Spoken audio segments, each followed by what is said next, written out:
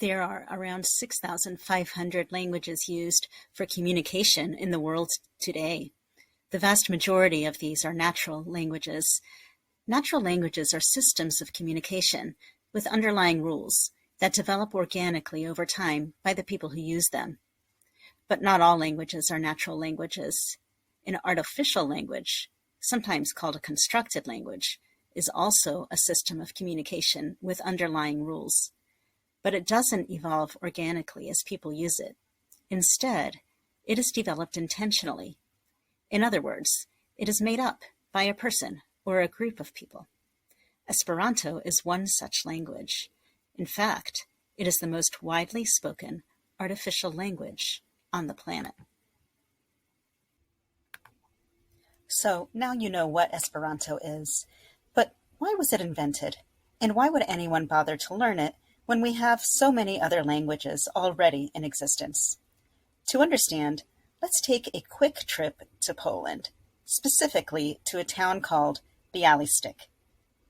Not the Białystok of today, but the Białystok of the 1860s. At that time, this Polish town had been taken over by the Russian Empire.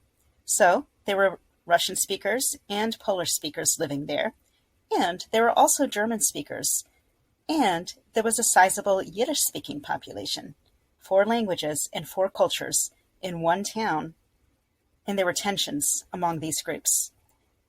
Nationalist interests did not help the situation. This was where L.L. Zamenhof grew up. As a teenager, he saw the strife around him, and it compelled him to begin working on the idea of a universal language, not one that would replace the world's natural languages, so not a universal first language, but a universal second language. He constructed this language so that it would be as easy as possible to learn, and so that it would be workable, constructible, that is easily adapted to new concepts and ideas.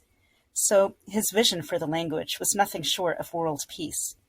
Today, many practice Esperanto for the same reason. World peace isn't the only reason to learn Esperanto. These days, people learn it for travel, communication, general interest, and fun. But how do you learn it? You can't go to an Esperanto-speaking country. After all, that's the beauty of Esperanto. It doesn't belong to any one country. It belongs everywhere, and kind of nowhere. But there are meetings, there are conventions, there are books, and luckily the internet has opened up all kinds of doors for learning this language. Here are some of the websites that help people learn Esperanto. Created using Powtoon.